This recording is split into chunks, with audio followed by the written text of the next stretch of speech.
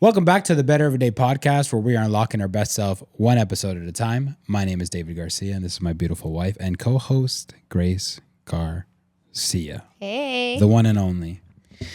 We are back. Grace is back in black. Huh? Guess who's back? Back again. Yeah, we are back. I don't even know what episode this is, but this is the one after... The last one? Yeah, no kidding. No, but this is the one after the special that we did with your sister and oh yeah, that was a good one. That was a very powerful one. A lot of good feedback, and yeah, that was a very good episode. It was really nice of them to come by, share their testimony, give their insight, give some tips, give some encouragement, give some words of advice. But yeah, we are very happy, and maybe you want to provide an update on how she's doing. She's what, 8 weeks pregnant now? Mm-hmm. She has been losing weight still because of the gastric sleeve surgery. So I think she's like 90 pounds down from last time she texted me. Nice. And doctors say that's normal and that's healthy. Mm-hmm. And so she does say it's a little bit weird, like knowing she's losing weight, but like a baby's growing inside of her. No. That first trimester, a regular person not on the gastric sleeve surgery, it's already difficult to deal with like your nausea and all that stuff. And now she said it's confusing because she doesn't know if she needs to eat or not eat. She said like she'll eat and doesn't feel good, but then she won't eat and still doesn't feel good. So I'm like, I think it's just going to be the first trimester trial and error. But I think she only threw up twice. And that was, I believe, about like 2 weeks ago or maybe a week ago. And so she's doing good. She's crying over everything. Like emotional? Yeah. I mean, she's already an emotional creature, and now with like the pregnancy hormones, oh man. Yeah, I just posted a video of the kids playing with the water fountain. And she was like, oh my goodness, why am I crying? She's like, they're so blessed. And I'm like, because you're pregnant. There's nothing special about this video. But sometimes, even when she wasn't pregnant, she'd have like moments seeing the kids' videos or something like that. Yeah, but now she's just crying out like everything, which is cute. And being super blessed already, so a lot of people have been reaching out, offering to buy big purchases for the baby. And so she's super excited. And so we won't have to make any big purchases? I'm just joking. As the auntie? I was actually thinking about something, but I'm not going to talk about it. What? No, we'll talk about it after, offline. But I was thinking about something. Oh, I know. No, you don't. I think I do. No, you don't. Oh my goodness. It just came to me. No. And it's nothing like tangible. Oh, then you definitely don't know. You might as well say yours, though. I was going to say we should start the kids' college fund. Oh, we could do that. Wouldn't that be cool? And make sure that they don't touch it. Well, they can't, right? So the baby's like 18? It depends what type of like account you open up for them or whatever. But I think that would be cool that we open it up for them. And then when it's like their birthdays that they don't really know, like 1, 2, 3, like they're not going to remember, like we just give money into it. That would be not a bad idea. I was thinking about something else, but you're not going to. Were you thinking about a smaller purchase? You don't know my heart. You don't know a smaller purchase? You don't know me. Stop. Like what we've gifted people? Grace, stop. No me conoces. You don't know me. This thing? I don't even know what that is.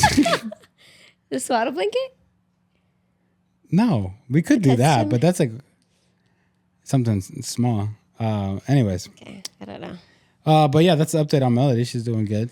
Yes. She's 8 weeks pregnant. Everything's going well. She's going through, I guess, abnormal things with her pregnancy because of her procedure and stuff. But I mean, everything's looking good. So that's awesome. We are about to go on a 10-year anniversary trip, which is going to be awesome. So this will be the last one for like a couple weeks, I think. And we're off for the summer. No, we're off for a couple of weeks. But we are looking forward to it. 10 years married. That's not what this episode is about. Although maybe it wouldn't have been a bad idea. But anyways. Or when we come back from our trip. Yeah. But yeah, we're going on a 10-year. It's going to be very special. There was a point in time where Grace while we were going through our transition of finances, there was one point that we were, you were going through like your obstacles and your mental challenges and stuff. And I never forget that you looked at me and you said, you cannot promise me that you will do the things that you're promising me that you're going to do. And so this trip that we're taking is one of those things that I had told you that we were going to do. And you told me, you can't promise me that. And we are days away from me saying, it's one of my promises that came to pass. Yeah, we can check off. So yeah, it's going to be amazing. I'm looking forward to it. It's going to be some good time off. It'll be very busy, a lot of walking,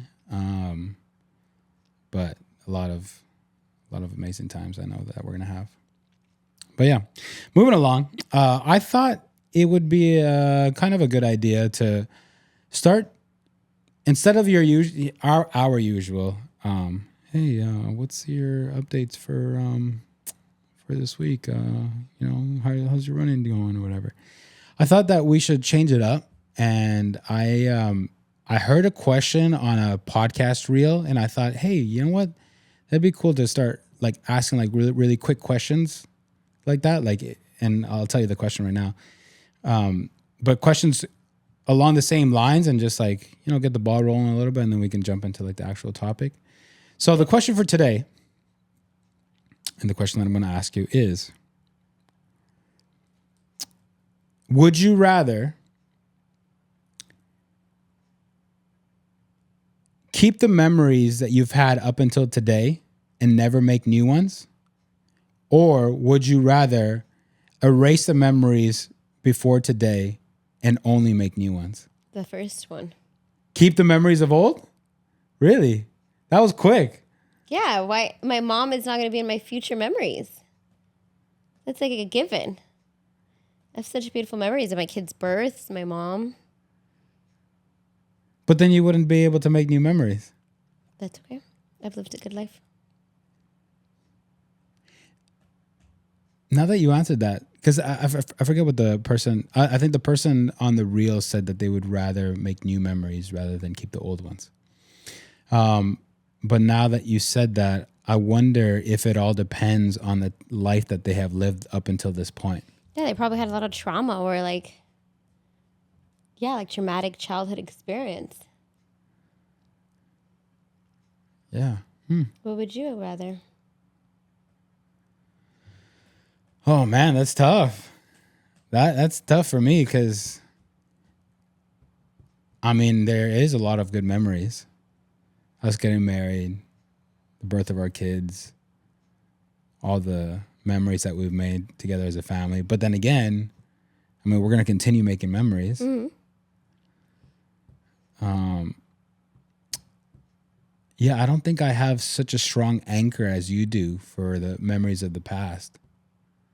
Like, I cherish them. But then I also am like, we're going to continue making memories. Like, yeah. I know there's so many memories ahead of us that like we can't even think that are going to happen, Mm-hmm. I think I'm going to go opposite of you. I think I'm going to go with the, Interesting. Yeah, with the new ones. Because I feel like for you to say never make new ones again is kind of like you're cutting your life off right then and there. Like you can never make new like ones. I'm thinking of if I have Alzheimer's, like I won't know. You're basically saying like I've lived a good enough life where I don't really need to worry about like what's in the future, which also now brings me to another thing of like, then you should never have any complaints about your present then. Yeah. I feel like I recognize I am blessed. I think those times, like I'll be like, it's times of ingratitude or times where I'm having a bad day where I like think about, I need more or whatever. But when I'm calm, I'm not on my cycle, I can like realize like I have such a good life. Yeah, and that's the thing that I was going to say. Like, I also wonder if I know that it depends on the timing that that question is asked, where your answer could probably change. I don't think my answer would ever change for that because of my mom. Like, why would I want to make memories without her? I wouldn't. Yeah, So you have a pretty strong anchor for the memories. Yeah, and I have beautiful childhood where my family was tight. Like, and then you came in my life in the past, and my kids. Like, I have everything I wanted in that first chapter. Your mom thing, I understand, but the childhood, you wouldn't be willing to give up the memories of your childhood to make new memories with your children now. No, because my kids' childhood, like, this is their childhood, and so. And the next, they're going to leave to like preteen and teen and like the difficult years until like 20s, and I can be their friend again. Interesting. I think I have it all from now till before I have it all. I have a close like family bond with like my parents still married, my mom. I have you. I have my kids all in this first part of my life.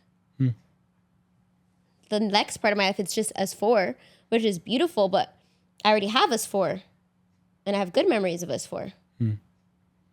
Interesting. Well, I got a list of these questions, and I'll share them with you, and then you can pick like whatever one that you want to do next time that we do an episode. Sure. And then we'll just do that. So they don't get to hear about our days anymore. Just kidding. I don't think they need to hear about our days. You guys don't care? My running journey. This is on my running journey. People are like probably like skip. It was your idea to do updates. I know. But anyways, that was our question of the day. And now we are entering into the topic of the day. And the topic of the day, how do I want to enter this? I'll enter it by telling a little bit about my story. So, I, like you, were born in the church. And I believe we kind of grew up in like similar styles of church, Hispanic, Pentecostal. I grew up in Canada, small church, 100 people. And ever since I was a kid, my mom was usually pretty strict with, I guess me being involved or engaged with things of church and the things that were being taught. And we used to have like a Sunday school for kids. And my mom used to always like expect the best of me for everything. And I remember like for all the Sunday schools, like I was the kid that like memorized all the books of the Bible and all the quizzes or whatever. And I'll never forget like this one time I was so proud of myself that I memorized all the books of the Bible only to get like a pack of socks. And I was so mad. And all the kids in like the second, third, fourth place or whatever were getting like cool toys or whatever. And I'm like, I get a pack of socks. I'm like, this is why I did this. Like, whatever. Anyways, growing up. Anyways, I was always engaged. And then at the age of 13, I go into junior high, and the worship leader at the time was like, hey, I need a trumpet player. So whether you like it or not, I need you to learn trumpet at school. And that way you can come play it at church or whatever. Ever since the age of 13, I've been involved in serving. I've been in the worship. I started with the trumpet, then I went to the keyboard, then a little bit of guitar and the bass, and then I went into worship leading. And I mean, again, small town, small church, a kid of, I don't know, like I think at 14, 15, I started leading worship. And like, yeah, it was something special to see like a 14, 15-year-old kid like start leading worship, whatever. And so, yeah, just serving and serving. At the age of 18, the worship leader leaves, and she's like, the band is yours. And I'm like, what do you mean the band is mine? Like, there was no preparation. There was no teaching of how to be a leader. It was just like, hey, I got to go. It was like some sort of personal emergency. I got to go. I'm leaving. The band is yours. And I'm like, I'm 18. I have no idea what the heck I'm doing, but there was no other choice. And so I started leading the worship team. And when I say that I was a very green leader, I was a very green leader. I used to pull fits. Like, if any of the Winnipeg people are listening, they probably are already like smiling and laughing, probably telling all the stories of me freaking out and yelling and basically grabbing them by the ears and taking them to the back and like, you did this wrong and blah, blah, blah. There was a lot of stories, ups and downs. Long story short, served up until I was 26, left Canada, came here, married you, and then almost immediately got plugged into the church here at your dad's church, worshiping. Then you come out pregnant, and then we get asked to be youth pastors. We do that. I care about it so much. I run like a freaking stallion with this. Little by little, you start pulling back. And I did the typical Pentecostal man thing of like, well, I'm serving a church and God sees me and he's pleased with me and blah, blah, blah, blah. And forget about the rest. And I'm killing it at church and I'm doing so good. These kids are, like really engaging with everything that we're doing and blah, blah, blah, blah. I got this chip on my shoulder. I'm walking all high and proud, only to finally, after years, get my bubble popped by God. And just like, you're not taking care of your family. Take care of your family. We ended up leaving that church. We moved to another church. We decide to do the couples therapy. We go through that process. Healing and restoration happened in our marriage. And little by little, we start getting the itch to like start serving at church. And in my thought the whole time, I'm like, I can't repeat the same cycles that I did before again. Mm-hmm. I need this to be different. And so I've been serving here and there. But again, one more time, a long story short, we're up into this point. And I'm not really involved in a specific ministry, which for a lot of people that have known me for years, it's really weird. And when I say it's really weird, I mean that I get every so often the question comes up, hey, where are you serving now? And I'm like, well, I just talked to you like a couple months ago. And a couple months ago, I wasn't serving anywhere. And I'm not really specifically serving anywhere right now either. Mm. And they go, oh, like, they basically give me that's a waste of talent. That's a waste of time. And then I hear something that your mom used to actually say in my head. And she used to say in Spanish, she used to say, si sirves, sirves, si no sirves, no sirves. Which like basically means like if you serve, you're worth something. And if you don't serve, then you're not really worth anything, right? You're like useless. Yeah, useless. If you're useful and then you're useless. Yes, sorry. Yes, that's exactly what it means. And every so often I get people like asking me, and then my mom is, I don't know if she listens to this anymore, but I mean, if she does, she can't say that it's not true. But whenever she talks to me about it, she's basically like, wow, you should be serving at church. You should be in a ministry. You're wasting your talents. You should be in the worship team. You should be doing this. You should be doing that. You're wasting your time. You're wasting your talents. You're wasting the gifts that God's given you, wasting it. And just like constantly, well, not constantly, but every so often I get like the nagging feeling of just like, what are you doing, buddy? Right? So that's what I want this topic to be. I want this topic to really have, maybe not answer the questions, because I will say me and Grace are not perfect. Our ways of thinking are not perfect. We are not God. We can only go based off of our experiences, our wisdom, the Bible. But that's not to say that what we say, either personally or as a team, is 100% bulletproof. You are free to have your own opinions. We are free to have our own opinions. And so, I hope you can extend grace if you hear something that you don't like. But I want this topic to basically answer the questions of, should everybody be serving that's Christian, that's involved in a church? Should everybody be serving in a church? Can there be ministry outside of a church? Can being a father or a mother be a ministry? Can being a mother and a father be a ministry that is praised and not seen as, wow, that's not enough? Who should be serving? When should they be serving? Does it depend on their season that they're in, whether they're single, they're married, they have kids, no kids, whether they're going to be single for the rest of their life? Like, what is the right time to be in ministry? Is there a wrong time to be in ministry? Is it just strictly because the other point of my context is growing up in that style of the church that we grew up in, it was very like that. You have any sort of gifts or talents, you have to be serving inside the building of the church. And if you're not, you're seen as wasted talent, like you're just wasting everything that God gave you.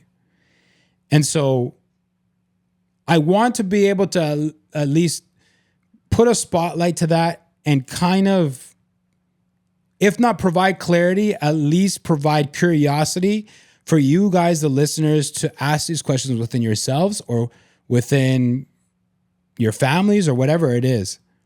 Like, should we break this mold that we grew up in? Right? And so I guess I want to start with asking you that. What do you think about the mold that we grew up in that? Like, if you have any sort of gifts or talents, you must use them within this church. That sounds legalistic. Looking back, I like you need to, because the Pharisees were the ones who like followed the rules and didn't care about the heart. Yeah. And so I would say, yeah, that's not a healthy mold to be in. Of like, you have to, because God says that worship and sacrifice is like your posture. And so you could outwardly be doing something, going through the motions, but if your heart is far away, then he's just like, this is for no reason. This is in vain. And so then at that point, I think it's pointless to be serving. We can end the podcast here. I think that's the right answer. I mean, what would you say to somebody that's been at church for 6 months and is like, listen, like I wanted to get to know the church. I wanted to get the feel for the church. It's been 6 months. I have these talents and gifts. I'm not too sure if I should be serving at church. Should I be serving at church? What would you tell them? I think serving comes from a natural love. Like you want to. Mm-hmm. So I don't think anyone can answer that question. It's like when we get married, like in the beginning, I was excited and was like serving. I would wake up at 5 a.m, like make breakfast. It didn't last that long, but I was so excited to like serve you. And so I do think if a believer is new believer 6 months in, is like, I think at one point they will naturally ask like, how can I give more? I feel like that's where you see it the most, where they're really hungry to give back to the institution that introduced them to Christ, to their Savior. And so I feel like I don't see myself, I don't want to say never because who knows, but I don't see myself just based off of someone's timeline being like, hey, I think you should. I think based off of their posture and how they are interacting and like seeing their involvement, and maybe I see like they have the way they speak and like if they want to get more involved, like, oh, have you thought of this? But I don't think I would be like, oh, this person 6 months, by now you should be serving. Like I don't think I'd go about it that way. So am I understanding this right when you're saying it kind of, whether they serve or not, is going to kind of emanate from their heart? Mm-hmm. Like I've seen a lot of people who, like I guess like church would say like they're not ready because they have to go through like the journey and like certain steps, before serving. Right. But a lot of new believers, a lot of new people, like they're so excited and they're like, what can I do to get plugged in? What can I do to get started? I want to serve. Like usually it comes from them. New believers. Mm-hmm. It's usually the people who have like been there for years and years and are so comfortable that they're like, nah, I don't want to serve. That I might edge on, like, have you thought about serving? Like, those are the people I feel like I would see more myself, not like the 6 month person. Mm-hmm. I feel like I usually see that more natural coming from them. Because this is where we start like really branching out. Like I see it as a branch of trees. Like there's so many ways and different directions that this can go. And the reason why I say that is because, I don't fully agree with you when I said, it emanates from their heart, because I think for some it might be like, oh, I want to serve. For others it may be like, I don't want to serve and God's calling you to serve. Like for others, like there's like so many different ways it could go, right? Like there isn't just like, oh, when it emanates from your heart, like just do it. But even that person who God tells them to serve and they don't want to, like that, only they know that. Unless God gives me a word for someone. Like I'm talking about, like, let's say you hear tons of people go like, yeah, I want to serve in church, but I'll never be a pastor.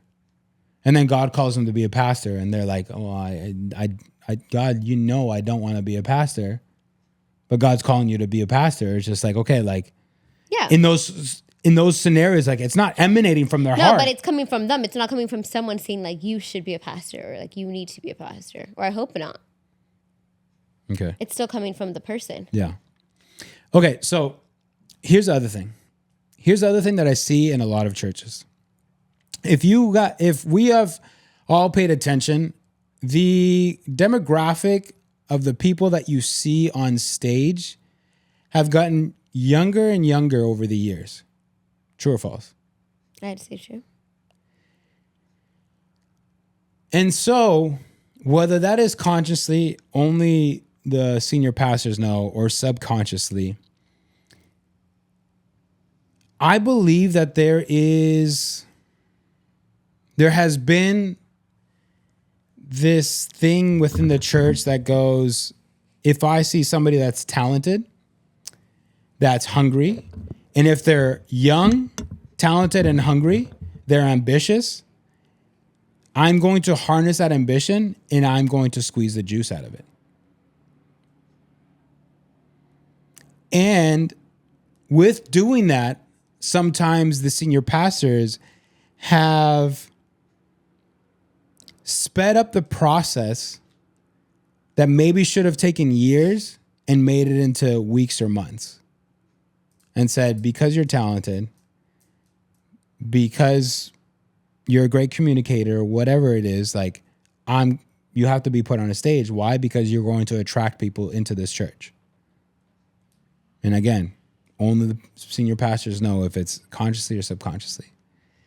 Now, my thing with that is, and this is debatable for sure. I want to debate it. Huh? I'm like, I want to debate it. Can I finish yeah? Okay.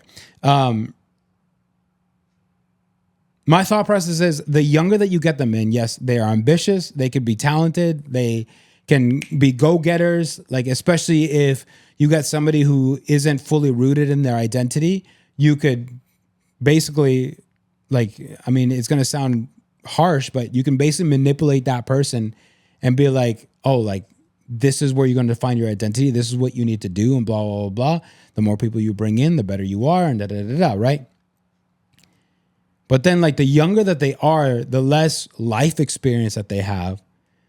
And I this is my personal opinion, because it can be not entirely true, because there are instances in the Bible where young people are called to leadership. But I think a good amount of times, a lot of these people are sped up into their process, into the spotlight, and they don't have the life experience. And so you're expecting a 20-something-year-old to be teaching 40-year-olds, 50-year-olds, 60-year-olds that have kids and they don't have kids, that have grandkids that they don't have grandkids, like, teaching them things about life, what God is saying. Like, yes, we have the manual of life, but there's less sustenance to what they're saying if they haven't lived through all these things.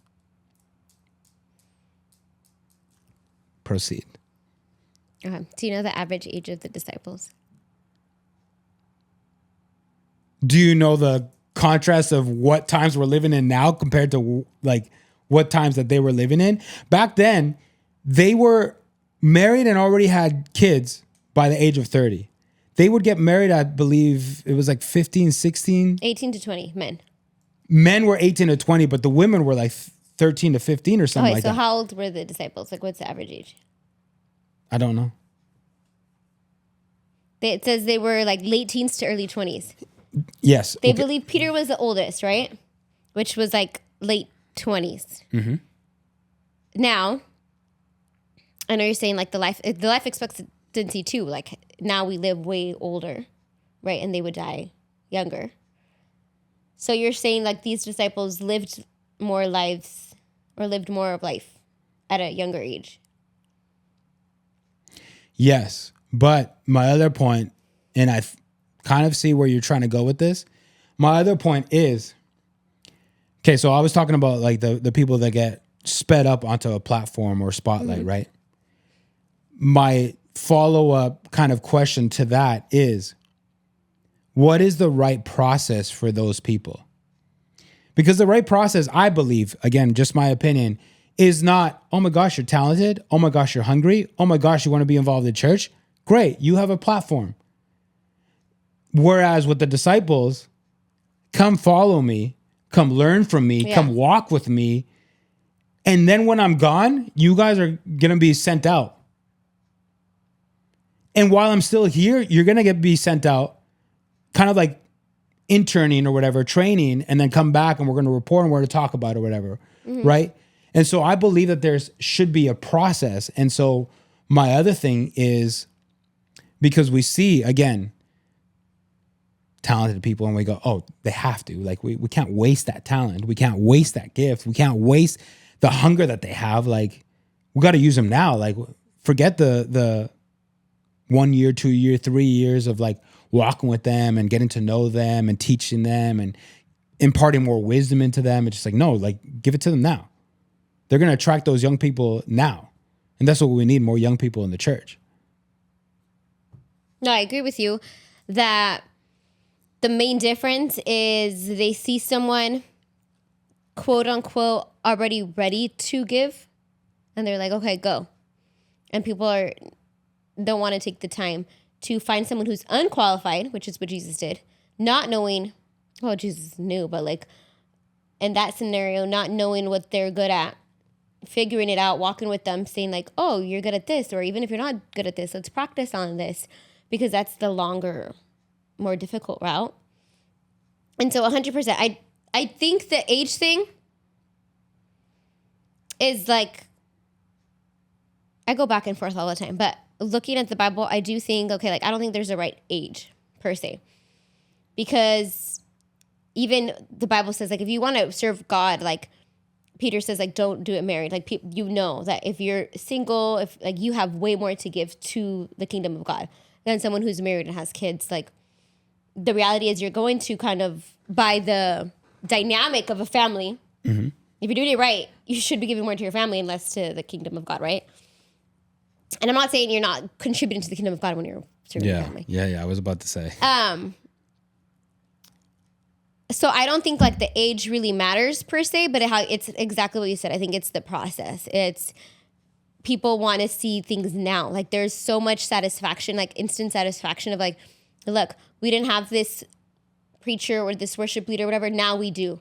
Like, that instant gratification, not knowing like, it might be awkward. You might not have a great worship leader for a couple years and people are not okay with that. Like, they need to see the spot filled. And that's when you get a lot of young people like either hurt or, like leaders, I don't know, speaking about them, their testimonies get ruined, like all that stuff because they were prematurely given that. And so it did more harm than good versus they can be called at a young age, but how you say like the being intentional and walking with them, checking their heart. I'm sure Jesus already like knew their hearts. Like, he was able to tell through living life with them.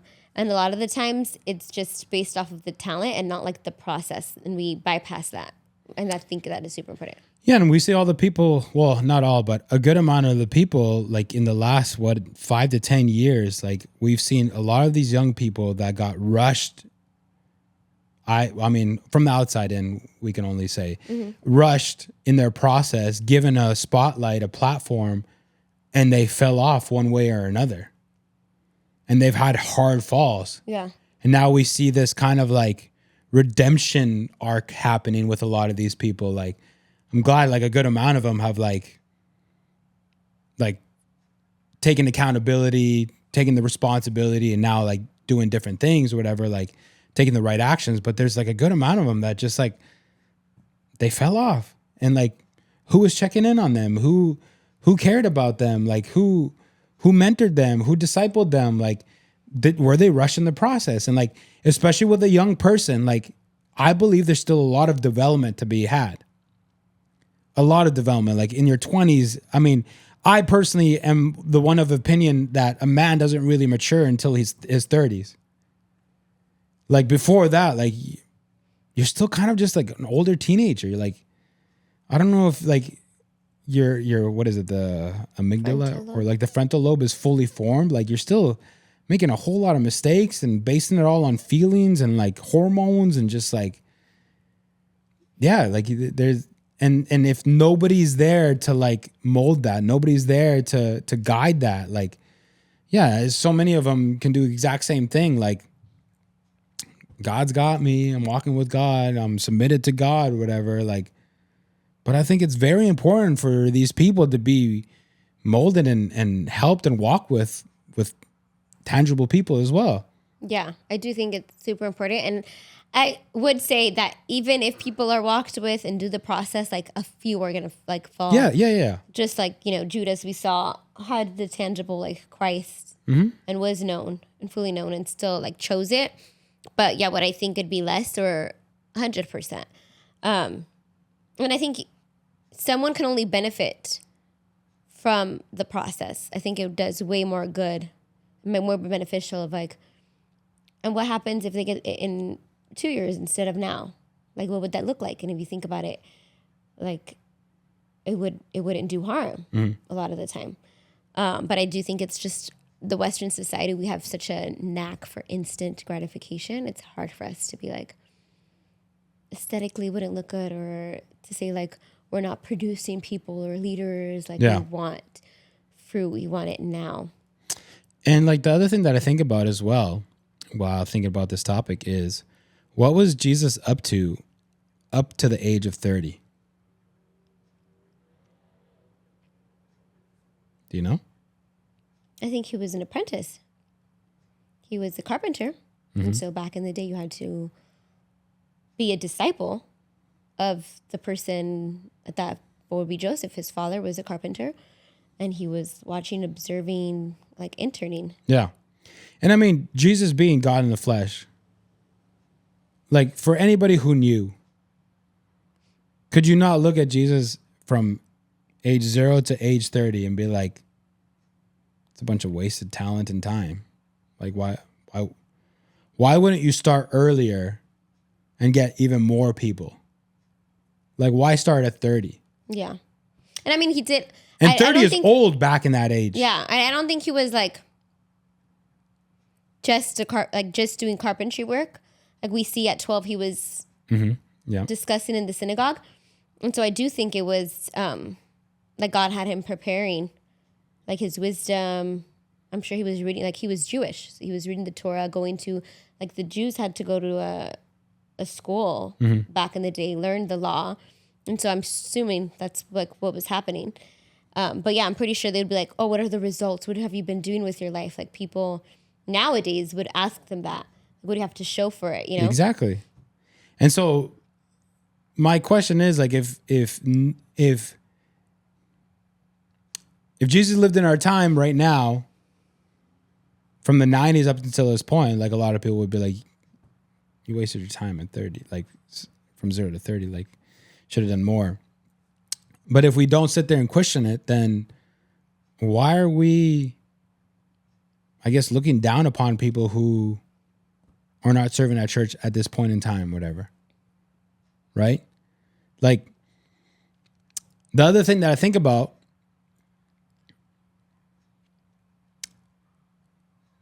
and I guess this is a good question for you because you're pretty heavily involved in church, is people with, because I was talking about before, like the different seasons, right? You have the singles. And when you're single, you obviously have a lot more time. You're able to serve. I think that's why they get a lot of the time the young crowd, because they're the ones who can dedicate and say yes to more things. Mm-hmm. So you got the younger people and you're able to serve. You have no strings attached. Maybe you have school or whatever, but then you have the married people, no kids. They're able to serve probably. Mm-hmm. They might have boundaries, but they can serve. And then you have the people with kids. And those are the people I feel like can serve a little less. One kid and then multiples. Yeah. And so the question for you is, what is the right balance, I guess, sitting from your perspective for a person that is married and has 2 kids? Because one of the things that I've actually told my mom, and I've told many people, but it's mostly my mom that I debate this with. But I'm like, I'm dedicating time to the kids and being there for them, making sure that I don't miss anything. I remember there was a time, I forget when, but I was serving and Elijah was younger, and I remember you told me, like, every time you leave, he cries. And that weighed on me. And I would leave to serve, do something at church, I think. I forget what it was. But I told my mom, I'm like, being a father is ministry. Like, part of ministry, part of what God has called us to is stewardship. And being a husband is being a steward. Being a father is being a steward. Like, but there's still like a good amount of old school Pentecostal Christians that go, no, you need to leave that behind. What's more important is you serving, like, God is more important than family. Leave your family. They'll have to deal with it. Like, I remember this one time, this pastor got ordained, and the dude that was ordaining this pastor was like, bring up their kids or whatever. And they brought up the kids, and they're like, you guys know you guys are losing your father to ministry, right? That's crazy. And that is, you need to give glory to God for it. That's crazy. And so I look at those things, and it's just like I ever since we had our moment of slowing down, of going to therapy, like gaining more perspective, gaining wisdom, I was just like, yeah, really, what am I doing? Like, what am I gaining with being some sort of excellent minister at church, but I'm dropping the ball constantly at home? Like, God calls you to be a good steward of your home, even if you are a minister in church. Mm-hmm. It's a requirement. It says something about, like, have your home in order. Yeah. And so, I guess I never let you answer the question, but no, you didn't. What is the right balance?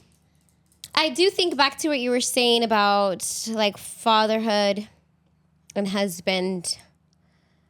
I do think the Pentecostal, well, I don't want to say the whole denomination, but because there's some people in every denomination, just Christians in general, like, your view of God, your view of the church is going to dictate, like, how you see your home. Mm-hmm. And so if you see the church as 4 walls, as an institution, then you're going to, like, praise and want to do everything for that institution. But if you see, like, people gathering, you yourself being the temple of, like, that'll change your mind.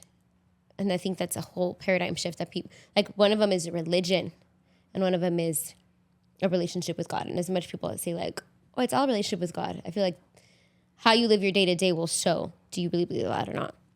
And so I do think 100% family is your first ministry. Mm-hmm. And people, it's so easy to say that. And then it's like, what does that look like?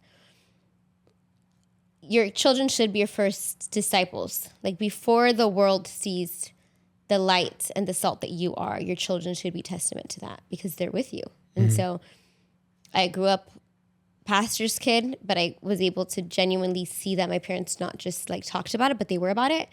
But on that side, I would have pastor kids' friends who like resented their parents being pastors and, like, would say that they did not like their parents and they didn't think they were godly or whatever. And so I would be like, like, thankfully I never had that example. Mm-hmm. And so, again, you could be doing all of the actions and it doesn't matter. It's like, what's your heart? And your kids should know your heart. And so if they can't see that, like, what are you doing? I think just going through the motions of being a father and a husband doesn't make it ministry, because anyone could be a husband, anyone could be a father. That doesn't necessarily mean you're doing ministry. And again, ministry is a heart posture, like doing it for the Lord. So if you're saying, like, a husband should be testifying to his wife Jesus' character, like Jesus came to serve came to lay his life down like for love. And God calls in the New Testament men to love their wife like Jesus loved the church. And so if their role is just like, I'm providing a roof over their head, I don't know, giving her what she wants, like that's not using your husband role as a ministry. It should be, is my wife seeing me model, like testifying to the, like you're sharing the gospel and discipling through your actions. And so same thing as a father, like you can be at all the events, you can do all of the things, but if you're not discipling your kids to see, look, this is what God the Father is like, then it's just like, you're just being busy work. It's like you're serving at church and wasting, you could serve at church and waste time. You could be a father and waste time. You could be a husband and waste time.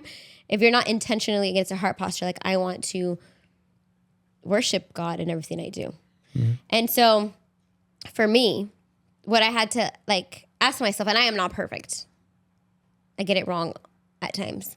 But what kind, and everyone, I don't want you guys to be like, Grace thinks like this, and so I'm going to model, like it's the model of what to do. Because I genuinely think, and you probably not like this answer, because you like very black and white answers or like equations, math equations, this and this equals this. And I think God has an equation for every single person that's going to be different. I don't think I can say this. I would have to listen to the person's story and so on and so forth. Because there was a season in my life where I'm like, I don't want to serve that much. I need to slow down. And one of the things that I just talked about this with a friend a couple of days ago. I was like, one of the things for me is when my kids are not thriving in a certain area, that shows, I feel like that shows a lot as me as a parent. And so like, what am I doing at church? And for an example of like, maybe they don't have a social life, or like if they have a hobby and they can't pursue it because we're busy, like that's like, they should be able to have a hobby. Or if their academics are really bad and I'm like focusing on church, or if like their behavior at school, like their teachers are like, this kid is not good or whatever. And I'm like, oh, but I have to serve at church. I can't really handle it right now. Like if my kids are not thriving or not being good, then I feel like that I need to pause whatever I'm doing and like handle the situation. And so I had to see like, are my kids in a good spot? Another thing is, okay, how you kind of said like where my kids care about, do we have the time for them? And so one of the important things is like practices and games, like Elijah really cares about us being there. And I'm like, okay, David can go there. Games, I usually, it doesn't come natural to me to be like, oh, I want to be there because I don't like sports. It's just a matter of fact. It doesn't come natural to me, but when you bring it to my attention, like it's Elijah's game, I'm like, okay, you're right. I have to like put things aside. Like it doesn't really matter. Like Elijah's going to remember this. And so I think that's kind of how I gauge it. And I think asking you like this, I got a new position at church and I was really hesitant because kind of like you were like, I'm used to going. And in my case, I am a 3 Enneagram, which means like I love achieving and I love putting things on my plate because I find value in that. And it's good that I'm self-aware, but then I feel like I didn't want to repeat the same things. And it's like, okay, we learned our lesson. We're trying to get a new cycle going, a new foundation. And so when a pastor reached out to me and said, do you want this new position? I was ready to say no. And I was like, super hesitant. It took me a lot of meetings to say yes. But I asked you. And I was shocked because you immediately were like, yeah, do it. And I was like, well, I honestly thought you were going to say no. I was like, what? And I'm like, are you sure? And I think that I know people don't like women submit to your husband, but I think it's so important. Like he's the leader of your house, so he gets to see how is she kind of like acting in her role. Kind of sounds like a managerial position, but how is she handling being a wife, a mom? Okay, has she been good? Yes. Okay, then I think she can do it, or no. And so I was very intentional in asking, do you think I can handle it? And you were seeing, I guess, like my track record of like how I was managing like stress in my life, or how I was managing being busy. Because before there was a moment where like I was busy and I'd be like, don't talk to me, you guys. Like I have to do this or whatever, like just lock you guys out. And I was procrastinating too. I wasn't a good steward of the time I did have. Versus now you were seeing like I had deadlines and stuff, like teachings, preachings, and I wasn't procrastinating. I was learning how to balance being present with the family and then doing that on my own time. And so for me, what does ministry look like as a busy mom? it looks like making sure my kids are taken care of, that they're thriving, that they can do hobbies, and it's not seen, I'm not taken away from them because mom and dad are busy. It makes it look like being there for the things that they find important. It makes it look like asking my husband, making sure, am I being a good wife and a good mom? And so do you think I can handle this? And checking it out with you. That's what it looks like for me. Did I answer that? Do you agree? Do you disagree? I mean, it's not really much of an answer. What do you mean it's not much of an answer? It's a very vague answer. Like, it's a very safe answer, I'd say. But what I did hear you say, though, and what I want to open up, I guess, a little bit more and hear what you have to say. What I heard you say was you're kind of gauging your ability to do ministry by how your kids are doing. And that kind of sounds like if I get presented with the opportunity, I'm going to keep stretching how much ministry I do. And as long as I do enough where I'm a good ministry person and a good enough mom and I guess in this case, I'm a good enough mom, then I'll continue doing it. But if I notice that my child is dropping the ball somewhere, then I have to let go of ministry. Like it rises and falls on the emotions or the outcomes of your kids. So what I'm hearing you say is it sounds more reactive and not proactive. Yeah. That's what it sounds like. It sounds like everything is based on feelings. As long as everybody is okay, everything's okay. I think I did say that. And I think I'm glad you brought this up because I'm missing like a really important part here. I don't think ministry should be busy work. And so I am not, just because I can do a lot of things, I'm not going to do them. Mm-hmm. I feel like I had to learn that. Of like, ministry for me is what has God called me to do. And again, I was talking about ministry with a friend of mine, and they were saying like, when do you know if it's too much, if the church is asking you too much or whatever? Mm-hmm. And I know this is probably going to sound like it has nothing to do with it, but just hear me out. So my mom used to tell me something when I was like in the dating stage. She said, a man will only go as far as you let her. And we're not talking about like, obviously. A man will only go as far as she lets him. Yes. So obviously we're not talking about rapists here because they are animals or a different category. We're talking about men, just good men. A gentleman. Mm-hmm. And it's true. I feel like if I pushed the line, if I let them, then they would go far. If I said stop, they would stop. Like I gauge it. And I think the church is that way. There was always going to be a need at church. I think always. And so if you are willing and able, and if you show interest and then you get excited and you just keep signing up, we'll count on you. I feel like the church, even if it's a healthy, good, intentional church, they will only ask you as much as you let them. And so if you let them kind of fill up your schedule with busyness, they're going to fill up your schedule with busyness. Mm-hmm. It's up to you. It's not up to the church to be like, I think this person is at their capacity. A good leader will do that naturally. A good pastor to the church who knows your heart will. Mm-hmm. But they can lie and say like, no, I can do it. Yes, I can do it. And just say yes to everything and not really let the person in, And so I think it is both people, but especially you, as we're adults here, to make sure where your boundary is and hold it. Because, again, I can do it all, but that doesn't mean I'm going to. So it has to be intentional. What God has called this person to do, that God has called that person to do. And I'm not talking about the church, because the church can always ask us to do certain tasks. But it's what is my purpose here? What are my gifts? It says the Holy Spirit, ask the Holy Spirit gifts to edify the church. And so what has God given me that I feel like I can edify and build the church? And it's not like, oh, what do I just want to? Or what does the church want me to do? And so I've had to analyze like, okay, what role am I going to say no to? Because it's someone else can do that. God hasn't called me to do that. I'm serving God. And I feel like a lot of people have used that like, oh, I'm serving God. And so I have to make sacrifices. Because I do think there's times where God is going to, I'll call you to make sacrifices. Mm-hmm. I don't want people to think like, oh, serving is just comfortable whenever you have the time and whenever it's convenient, because that's not service. I feel like service sometimes will be easy, sometimes will require you to lay down your life and but is God calling you to do that? Or are you saying God is, but then it's just the church calling you to do that? Because then again, you're just, who are you serving? Are you serving the pastor? Are you serving this building? Are you serving this need?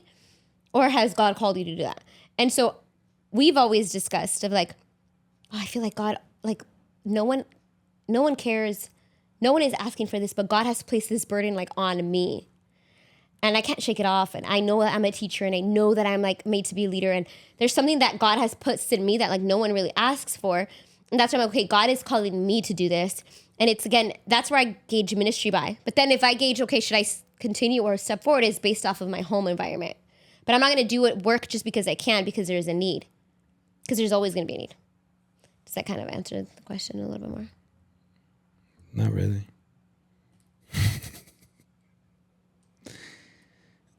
That doesn't make sense? No, like imagine somebody's listening to you. Like, what's a quick like 1 to 2 sentence? Like somebody's like, I'm a parent of 2. I'm a husband or wife. Should I be serving in church? How do I gauge it? What has God talked to you about? Okay. What has God told you? And what does your husband say? Or if it's a man, what has God told you about it? And what does your helper say? Okay. Those are my 2 questions. What does God think? And what does your spouse think? I'm very heavy on, listen, there were a couple of times where disciples, not the leaders, not the people discipling, but the disciplers, the disciples were asked or were told, leave your parents, leave your family behind, follow. And I thought about that and I'm like, is that the same thing as leave your wife, leave your kids, follow? No. Because I think, and I'm not 100% positive, but Peter was married when They believe he was married, yeah. Because there's a verse that says that God healed or something, like his mother-in-law. His mother-in-law, yeah. Yeah. So, I mean, that gives the context of he was married. So we see Peter. I guess he had to leave his wife behind. Did it say he left her behind? I guess it doesn't explicitly. Could she have traveled with him? Maybe. I mean, we don't know for sure. There was lots of women around Jesus. Okay. But my point is, how do you balance? Because again, the way that we grew up now coupled together with the culture that we live in right now, which is the hustle culture, which is the go get 'em culture, which is the you can do it all culture, you can have it all culture. Like, how do you find the correct balance? Is there a biblical correct balance? And if there's not, what do you believe is the correct balance? Again, you were like, okay, what has God called you to? Okay, cool. Like God calls you to something, but that still does not answer the question of how much time should I dedicate to this? How much effort should I dedicate? How much mental energy? How much? Yeah. How am I going to balance my? You want it to be a simple equation? No, not a simple equation. I'm asking you, how does somebody figure that out? Because you're basically just saying, oh, like whatever God tells you, just like that does not answer the question. No, I think it is. I think it is. I think there's certain things no one can tell you. Again, there's certain times, for example, where even your partner might be against you or whatever. And I do think you have to submit if you're a woman. But like, let's say a man. There's certain things that you're not going to see eye to eye. There's certain things that you have no idea. Maybe you're called, but just like David, it's not until later where you're stepping into that. And this is what you're meant to be, but not then and there. Or there's certain times when you're disobedience and God is like, you're okay. You'll have free will, but now you're just prolonging something that I already called you to do and you're a stuff of fear or excuses or whatever. There is no answer. And I would hope no one looks at that person unless God is a prophet and they're like 100% and you tested them to see if they're not a wolf in sheep's clothing. Because a lot of abuse happens like that, saying, I think this is what God is saying. And that's why it's so like we have the Holy Spirit within us, and I'm a true believer. And there's certain things that I have got asked God, like I have no idea. Make it clear, make it where someone says something, or I hear you, or you nudge me, or I feel like this peace in my heart, because there is no scientific equation. I feel like there's certain science about it where I can say, okay, check in with your husband, check in with your kids, and then there's certain art, which is like the Holy Spirit should give you peace, conviction, speak to you. I think you are scared to say how important it is to be a husband and wife and a parent.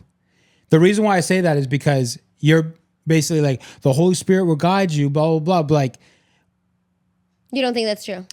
I think that's true. But again, because of the culture that we live in, I need to be important culture, I need to have all the likes and all the follows culture, I'm desiring so bad to be noticed and to be felt special. Like, you could easily be like, oh, it's the Holy Spirit calling me. Like, he's calling me to be a preacher right now. Like, now's the moment. Yeah, and that's I know half the Bible, maybe. I have nobody mentoring me, but no, God's calling me. And again, I'll always go back. Just because he's calling you right now doesn't mean that you should be appointed right now. 100%. But that's what you have.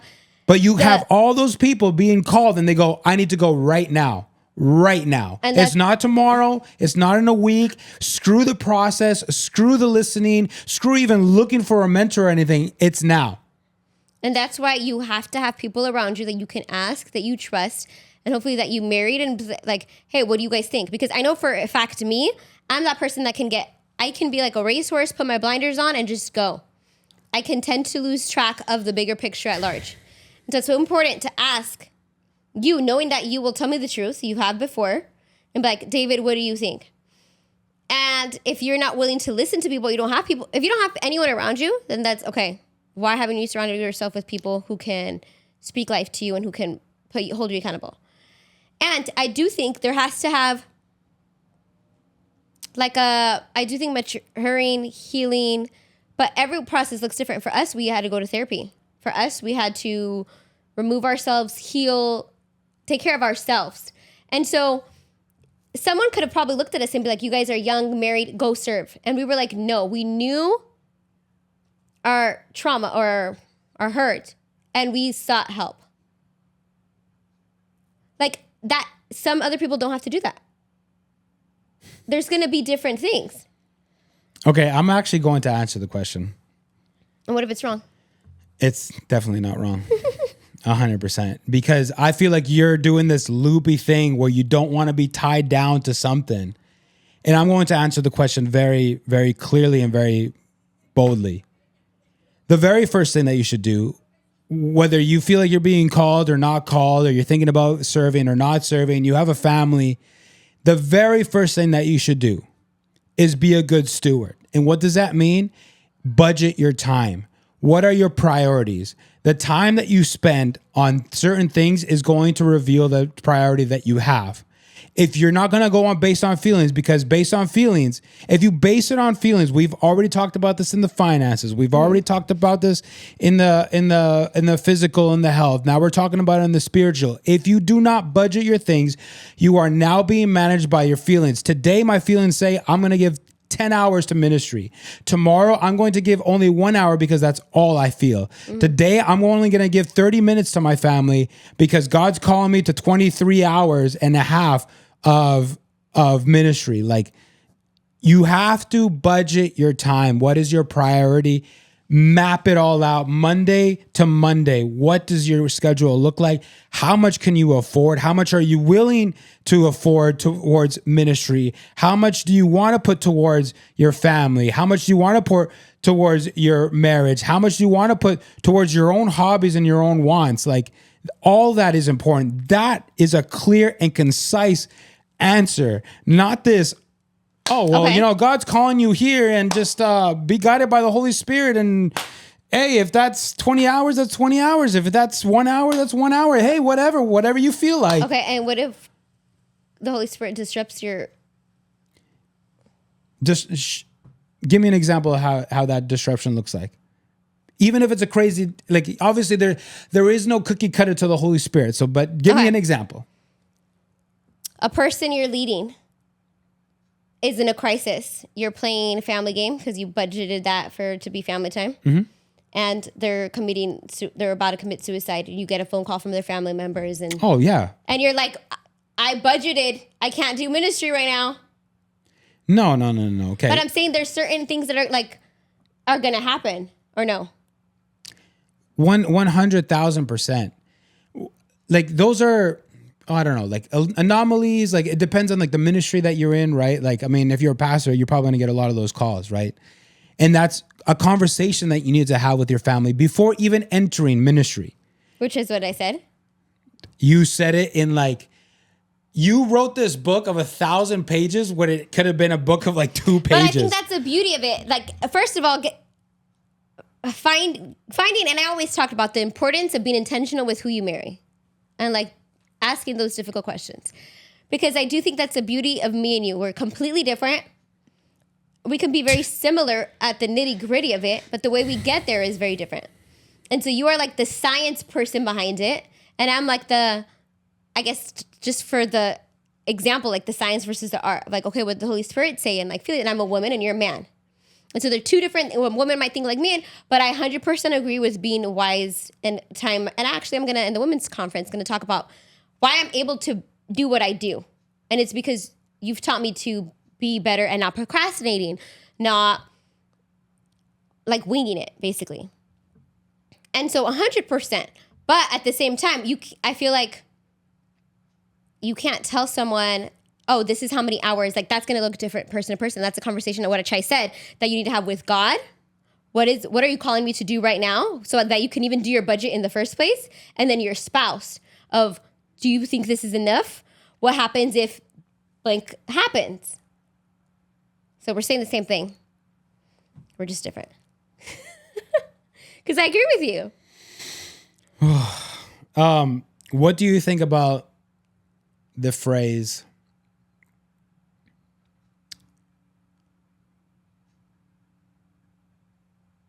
well, I have a question for you. Hold on. What do you think about the phrase ministry within the church? Ministry within the church. And that ministry within the church can be substituted with anything, really. It could be health, which is important. Ministry is important. Serving God is important. It could be building a business. It could be substituted with anything, right? Okay, that's my whole point. Because many people are probably going to think like, oh, like it could be this, it could be that, right?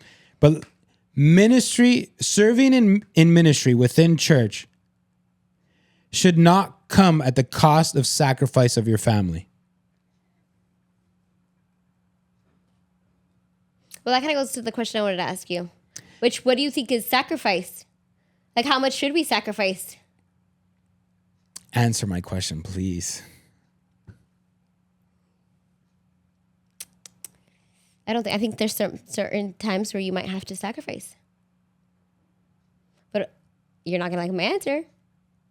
Only God and the Holy Spirit can guide you. Because I believe when you are called to sacrifice, because I don't think serving is going to be just fine and dandy all the time. Just serving itself is a sacrifice. Okay? Wait, can I say something? I was answering your question.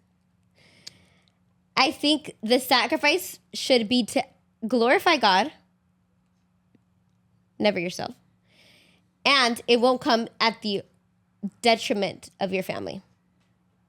Like you are... It's just another way of saying sacrificing. No. As you move forward, like as you move the kingdom forward, you're like ruining their hearts or you're moving them back. It should bring your family and the kingdom of God, it should always go forward. They might not understand it, but it's like for their own good too. Does that make sense? If your family does not understand what you're doing something wrong. I agree. So that whole thing of like, if they might not understand it, no. They either understand it because you help them understand it, or they don't understand it because you've done a terrible job as a leader in your home. But they might not like it, and that's fine. If they don't like it, it's a different thing. Okay, that's probably what I meant. But I'm talking... You keep changing your answers. I don't change my answer. Oh my goodness. Okay, but listen. And that's what I mean. Like, for example, pastors, you decide to be a pastor, and you should know, like, wisdom and stewardship should always have prudency and wisdom, which is basically like, if I'm going to enter into this role, what does it require, and what anomalies might it come with, right? You try to map out as best as you can, right? There's obviously some anomalies that we don't even think about, whatever, but best as you can. All right. Now you sit down with your family, like, guys, I'm thinking about doing this. Let's all pray together about this thing that I'm about to go do. And if this happens, here's what are possibilities that could happen. We could be in a game night, and I could receive a call from somebody that needs my help right then and there. I want you guys to know the meaning of what I'm doing if I leave, like, whatever it is that we're doing, game night or whatever, family night. I want you guys to know how much I cherish this time, how much I love you guys, and I will do anything in my power to try and to not mess with this time. But if something like this happens, it's part of my calling to go and help and love this person. And the reason that I'm going to do this is because God is calling me to do it. God is calling me to love this person. God first loved me, so I may love the people that he loves as well. I can do this ministry. Like, you explaining all that, it's like, if you explain it and you take the time to plant those seeds, like, how is it that you don't turn a situation where some people could be like, I hate my dad for doing ministry? Where on the other side of the coin, it's like, I admire my dad for doing that ministry. Like, he cared about more than just himself. He truly, like what you said, like, I admire my family for them doing, like, they were actually about it. They weren't just portraying this thing to be able to make being pastors a career, or make, like, you know, like having that be their job and not have like a 9-to-5 or whatever. Like, no, they were actually about ministry. I saw them take people to furniture stores and buy people furniture. Like, I saw them love people when they really needed love, right? Like, you sit there and you're like, I admire it. Whereas, like you said, other PKs are like, I hate my parents for doing ministry. They aren't really about it, or whatever the case may be, right? So again, if your family do not understand, it's because you've done a bad job of being a leader in that household. I agree. And I think I saw my dad had to sacrifice lots of moments with us. But I never, at least me speaking for me, like, I never was like, why dad? Or like, I saw his heart. And then when he was present, he made sure to be present. He would take us out. And I remember those moments of like him being present. And then I remember him traveling a lot. And I'm sure he like lost a lot of our childhood. And that's something that only he can say if he feels like he was called.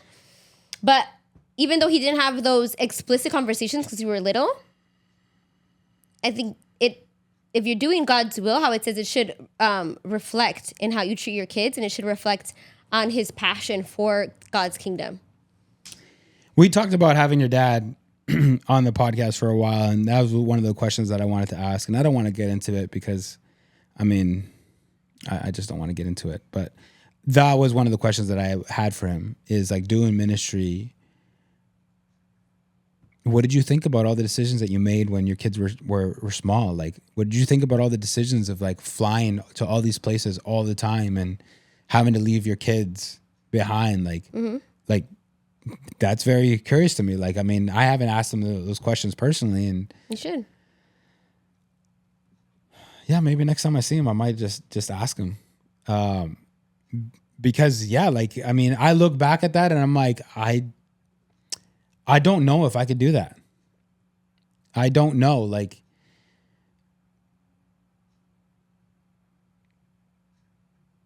that's probably because you're not called for that. And that's okay. Not everyone should see Tony Perez and be like, I want to be that.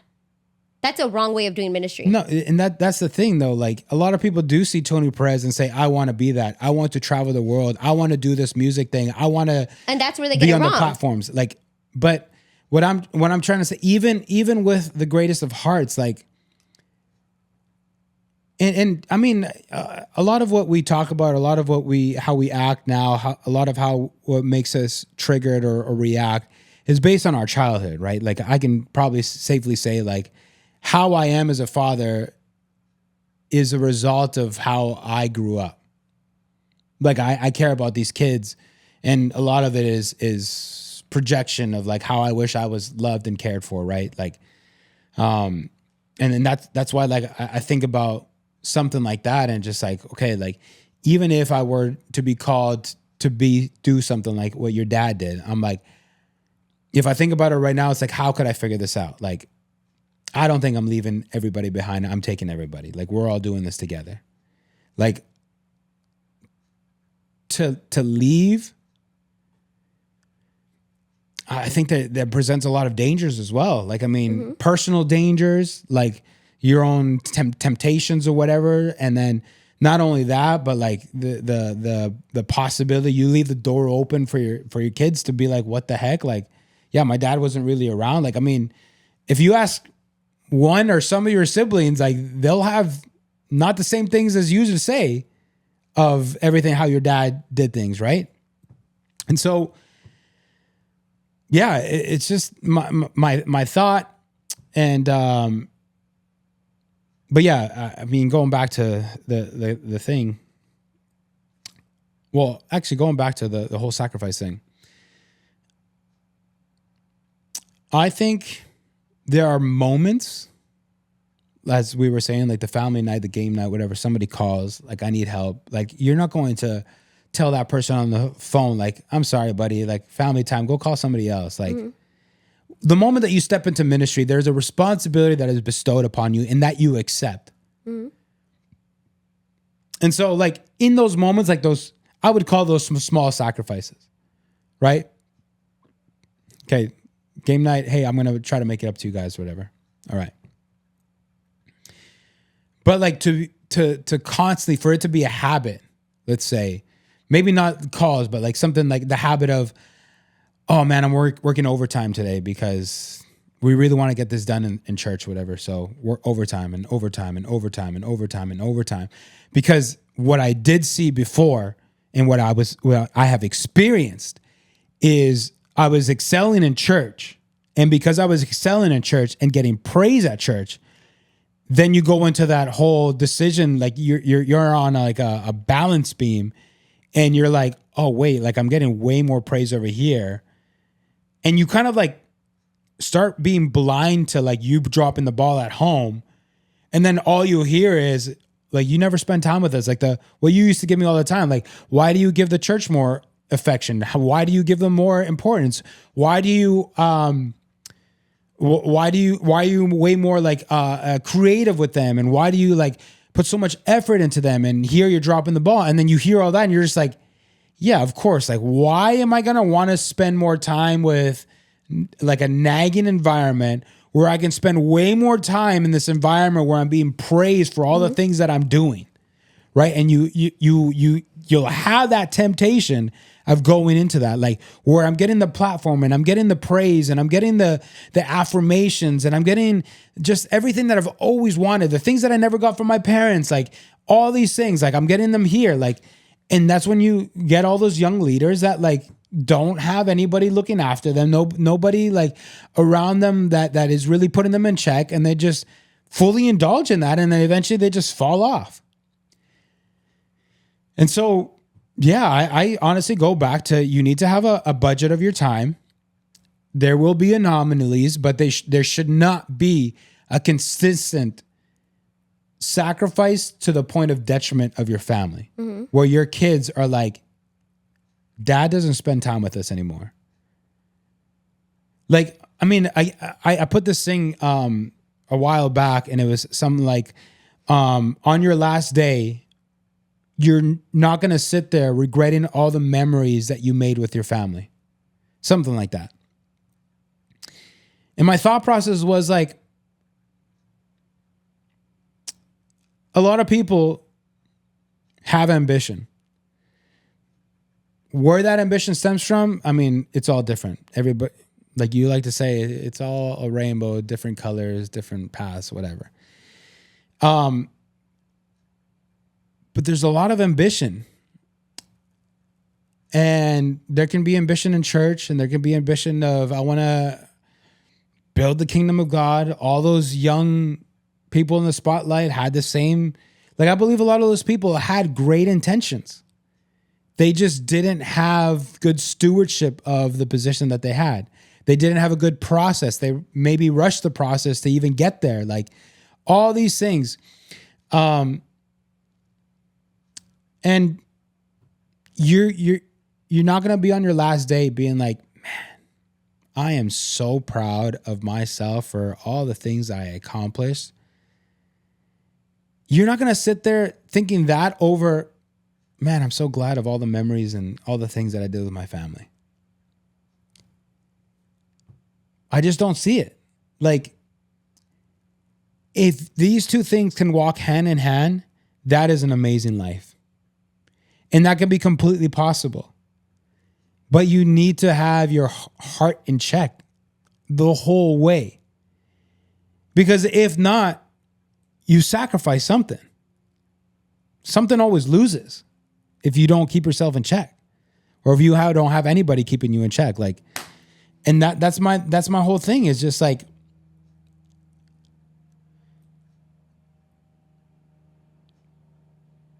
how are you balancing your time? How are you balancing ministry and all that stuff? Well, that's why I think in the early church, it was more about relationships than it was about like doing just for the sake of doing. Mm-hmm. And that's why I said, like, if you have no one, because a lot of people feel, I've heard a lot of leaders, pastors say that they did ministry and they were like alone. And the disciples were pioneers, but they had each other. Like, there's going to be a time where you're a pioneer, but you still need someone. I honestly don't think you could do it ever truly alone. And if you're ever truly alone,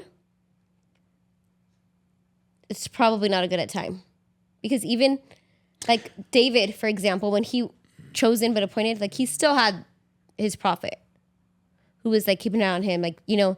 And I think if you don't have a family or a leader that you can trust, or no one that you're like genuinely cares about your heart, just about what you can do, then that's a very dangerous territory. And I don't think you should be in that situation.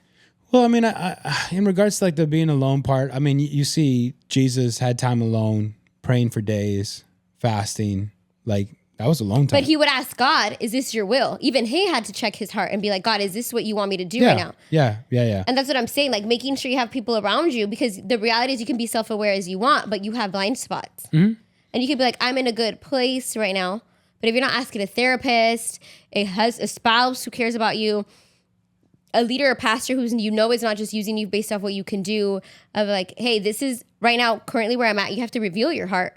This is where I'm at right now. This is my weaknesses. This is where, and I made sure to tell my team, right now I've been leading a group for a while, like a couple months. But I made sure them to know, like, one of my strongest weaknesses is just like doing. And sharing them of like my boundaries, why I have those boundaries or whatever. And so I feel like you need to let people in to keep you accountable, because you can easily, how you say, like, sacrifice something that you didn't even want to sacrifice in the first place. Mm-hmm. Yeah. Yeah, like you said, it's not a perfect cookie cutter, but I personally for sure would not jump on your bandwagon. We are in the same bandwagon. We're just saying it completely different. Yours was very feely. Mine is Holy Spirit led, and yours is and faith without action is dead. We need both. We need the Holy Spirit, and we need to sit down and do our agenda. Yeah. I want you to say it. We're on the same bandwagon. Sure. We're on to make What you do you feel mean, better. sure? We're on the same bandwagon. Just a man about it.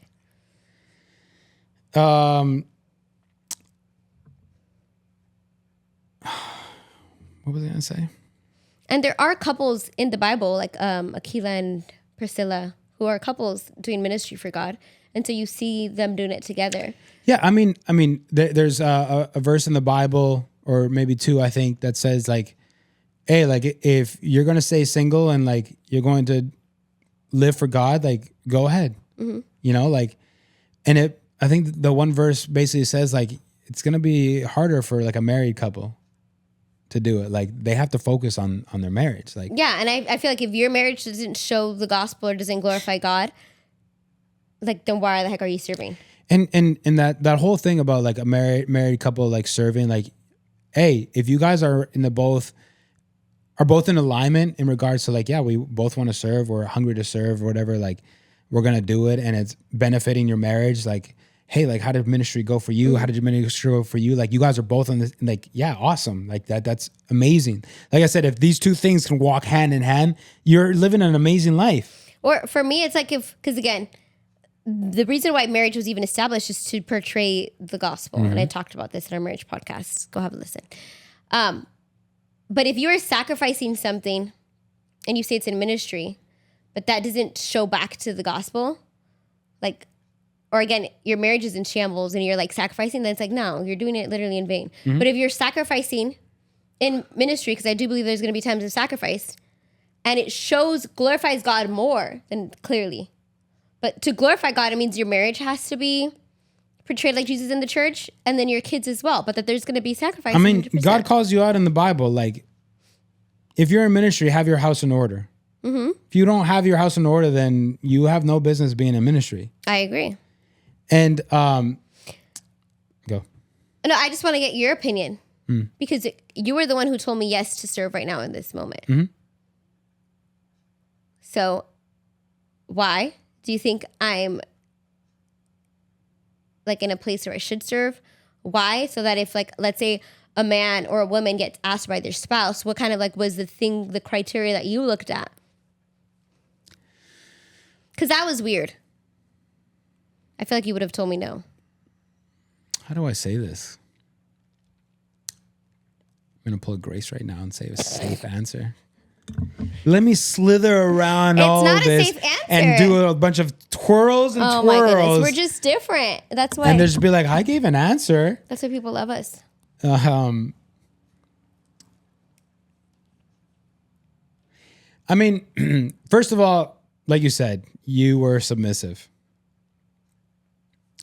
Some people might see this as a machista, like a machista, or like a negative thing to think about. Like, oh, how dare you ask her to submit or whatever. Like, but like you like asked. Like it's one thing for a woman to be like, I'm gonna go do this. Like, forget what you think or care or whatever. You asked me. You were like, what do you think? Like, this is what I'm thinking about doing. And the thing is, you had something on your mind and your heart for a long time.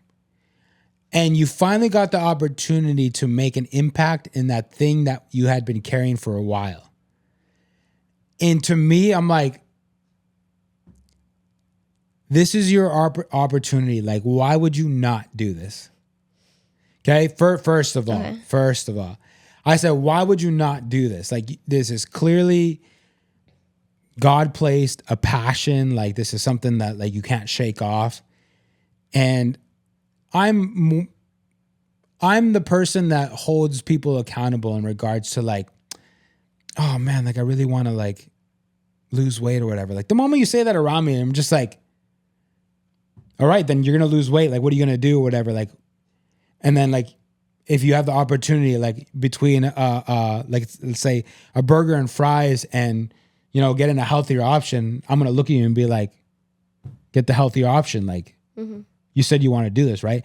And so that was basically the same thing. Like, it was triggering to me when you were like, I don't know if I should do this. And I'm like, you've been saying for the longest time that you want to do this and you have this on your heart and then God's placed this on you, blah, blah, blah, and that you can make an impact and da-da-da-da. That was step one. I'm like, the opportunity, the door has opened by itself. You didn't even go knocking. You didn't go looking for it. It just opened. I'm like, how is that not God, first of all? Second of all, I mean, with anything that you tell me, with anything, because I mean, I've known you for, I don't know, how many years have I known you for now? Like where we're in a relationship, like 12 years, something like that. I've known you long enough to know, like, okay, I need to, like, for sure, at least ask the preliminary questions, because if not, this girl's just going to run away and she won't realize what she's doing. And so my questions will always be, how much time is it going to take? What's it going to require of you? How, like, I ask these questions of basically, like, what is it going to cost? And you tell me, like, this is what it's going to look like, and then I'm over here, like, in my head calculating, and I'm like, Oh yeah, feasible. No problem. And that's what it was. Like you told me this opportunity. I don't know. I'm like, do it. And I'm like, what is it going to require? And you're like, this is this. I'm like, how long is it going to take? What are the days going to look like? And I'm like, oh, yeah, you could do that. It basically looks like the same schedule that you have now. Like nothing really changes too much. And then, yeah, like, so that was like the wisdom, the planning, the budgeting part where I'm just like, yeah, like, I feel like this is from God, the Holy Spirit part of your thing. And then my like just straight up practical like wisdom of just like, oh, budget your time. And I'm like, okay, like it's aligned. And then the good thing is that every so often you ask like, oh, how am I doing as a mother? How am I doing as a wife? Like, am I doing good? Am I dropping the ball? Whatever. And I'll tell you like, I mean, you get in these moments where just like, I guess you're overwhelmed or there's a lot, whatever. And I'm like, nah, homegirl. Like, I'll give you grace. Obviously, sometimes you're just like, oh man, I'm just so tired. Like I need a nap, whatever. I was like, okay. And I mean, you tell the kids that you're gonna take a nap, and they're scared of you, so they'll leave you alone, whatever. And they'll ask me to play or whatever. But like if it starts becoming a habit, because then I'm like, okay, like she's very taxed from her job, regular job, now doing ministry and blah blah blah. Like it's taxing. Okay, she needs this time of rest. Okay, let's give it to her. But then if it's like the next day and then the next day and then the next day and then the next day, then I start like, oh, like now you're starting to sacrifice your family for it. And it's can lead to a detriment. And that's when I'll call you out and be like, nah, homegirl, like, yeah. You took a nap yesterday. Like you need to spend time with your kids right now. And you're like, roll your eyes like, ugh. And then you'll go spend time with them and then you have fun with them. And I think I'd like to hope that in the moment, you're just like, I'm not going to regret the time that I'm making memories. And I'm not going to regret the seeds that I'm planting now where my kids at an older age are going to be like, thank you, mommy, because I remember that you used to play with me. Oh, man. You're going to cry. Because it means a lot to me. And so many times we make decisions in the now based on our ambitions and based on just having our name be great. But later on, you're going to regret it. But you're not going to regret when that little girl turns 16 and says, I had a mom that spent time with me. She did all these great things and that was fantastic. But she spent time with me.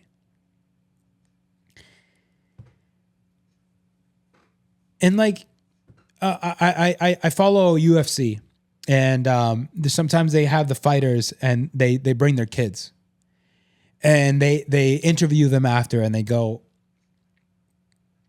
"Oh, like how'd your kids react? Like, did they think like you were super cool? Like you know, like going out there and fighting and blah blah blah?" And they're like, "No, my kids didn't care. All they cared about is the free snacks that they had."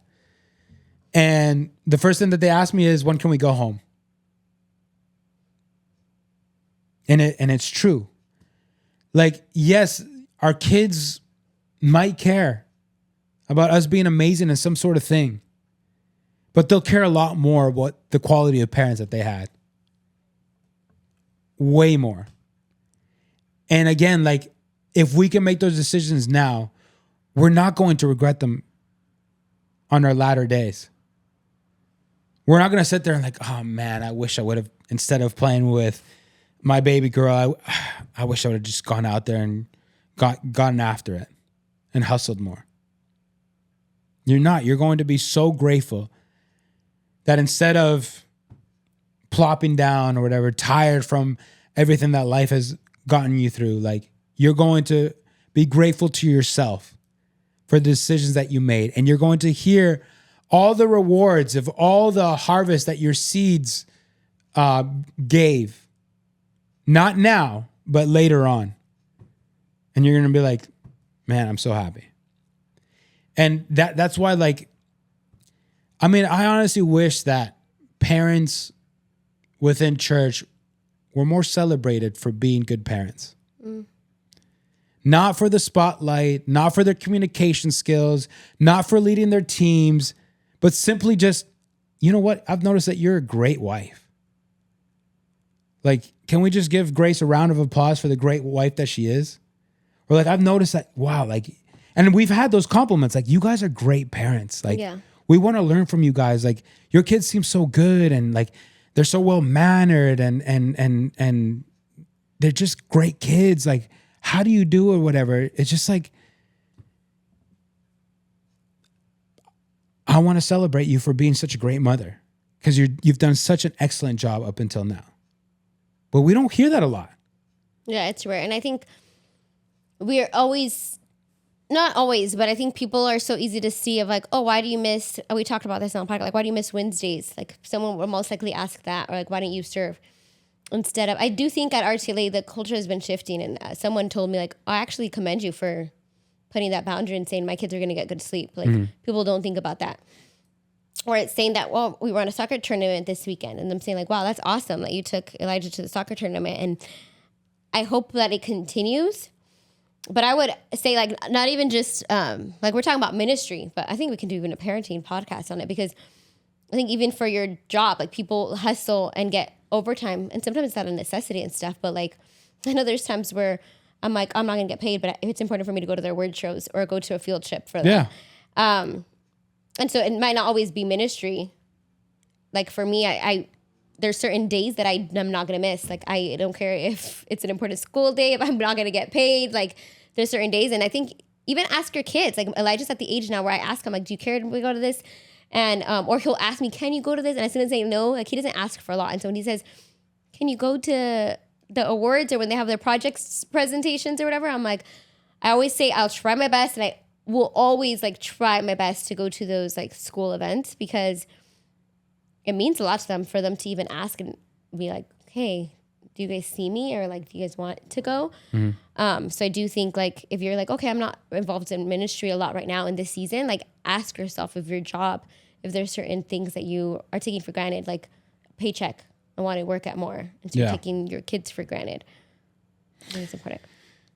Yeah. Yeah, like we said, ministry should not come to the detriment of your family, of your marriage. Both are very important. And again, it doesn't have to be ministry within the church.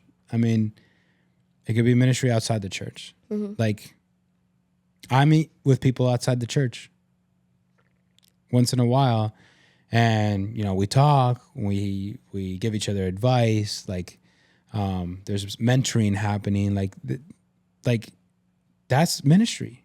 And the thing that I really want to just break is that negative connotation of, like, if you don't do anything in church, like, you're useless, like, you're wasting your talents, especially if people know that you have talents and gifts and knowledge and wisdom. Like, you should be imparting it into these four walls. And if you're not, like, and then the whole ambition part of, like, oh my gosh, I need to do it right now. And the whole FOMO of, like, if I don't do it now, like, my time is going to pass. Like, ministry's just going to all of a sudden stop in like 2 years, and you'll never be able to do ministry ever again. Like, again, your family should be a very high priority. Walking in the purpose that God has given you is a high priority as well. And there's seasons to that priority. And I think raising kids and hopefully discipling them to be able to have a relationship with God is very, very important. I mean, we read that book of parenting, the Christian book, and it says, like, you have no idea who you're parenting. Like, it's very important what you're doing. Like, it is a ministry within itself.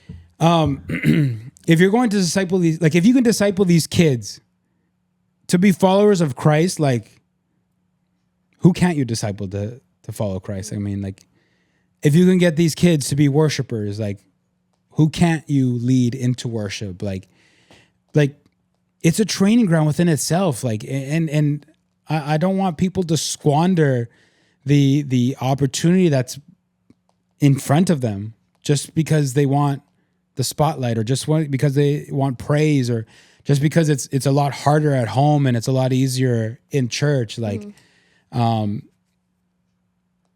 like there should be a balance. Like, I am not saying you should not serve, even if you have kids, and even if you have, I mean, you're serving.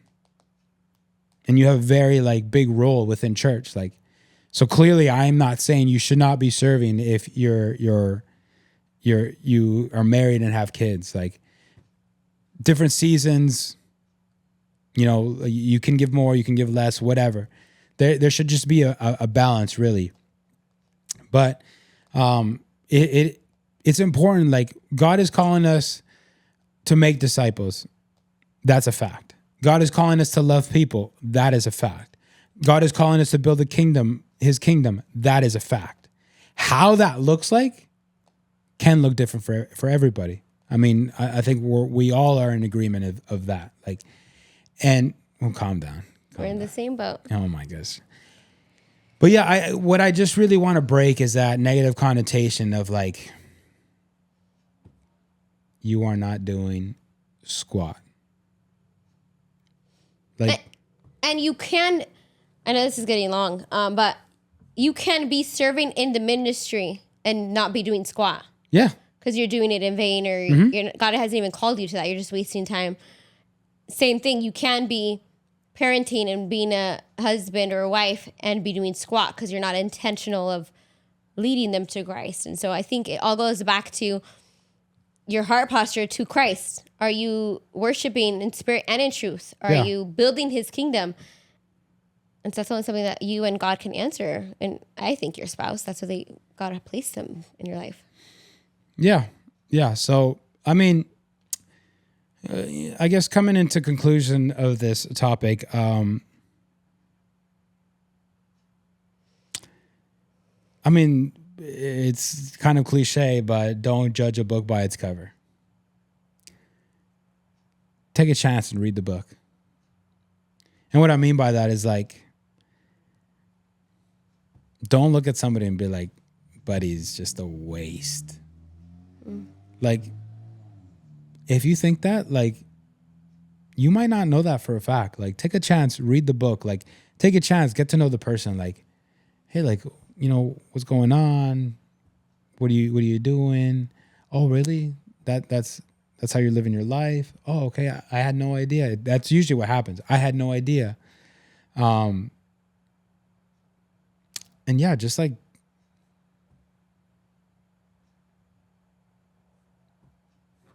do you think we could judge on the other side and see people being busy in church and be like, oh, they're so busy, they don't have time for family? And yeah. And I mean, we basically touched on it. We're like, hey, like, if doing ministry is coming to the detriment of your marriage or your family, like, clearly you're doing something wrong. No, but I'm saying where people can judge the book and be like, oh, they're probably not a good wife or mom, or because they're so busy. Yeah. Oh, no, I mean, like we talked about it, like the family, the married couple that is like fully into ministry. Like, I mean, again, if they're both aligned, like we have no idea. Like, I mean, again, if we don't get to know them, like, yeah, we definitely don't have an idea, and we're just really just like judging a book by the cover. But like, if we get to know them, we're like, oh man, like they both really love serving, and it seems like they go home and they're just like, oh, what did you do in your ministry? Whatever. Like, how are you doing it? And how am I doing it? And like, oh, how should we work together? And blah, blah, blah, blah. Like, yeah, like you can have that. Like two people that are fired up, and like, it could be fired up about anything. Like it'd be fired up like working out or whatever. Like we both work out a lot or whatever. And like, that's our passion. Or we both are in ministry. That's our passion. Like it can work. I mean, going deeper is the whole other thing of like what we said, like, oh, if they're just being busy and like, they're neglecting their marriage. It's like, yeah, okay, that's a possibility, but we won't know unless we really try to get to know them. And I know this is not a health episode, but I do think that's why an individual's health is so important, because it grows your capacity to be a better parent and spouse. Yeah. Yeah, I mean, being a parent or spouse, it's a great responsibility. There's a lot of things that we should be doing. We should definitely be role models. But yeah. Anything else towards the topic? No. It's a long episode. Yeah, I don't know. I don't know if you guys are interpreting this as like I had a chip on my shoulder and I need to get something off my chest. Is that what it was, or no? Maybe a little bit. Like, I mean, I sent you the idea that I had a couple of weeks ago for an episode, which was emotional intelligence, which we'll talk about eventually. I think this one was better. But yeah, I was thinking about it, and I'm like, you know what? Like, this is a good topic, and I'm kind of gonna air myself out or whatever. And yeah, and I don't know.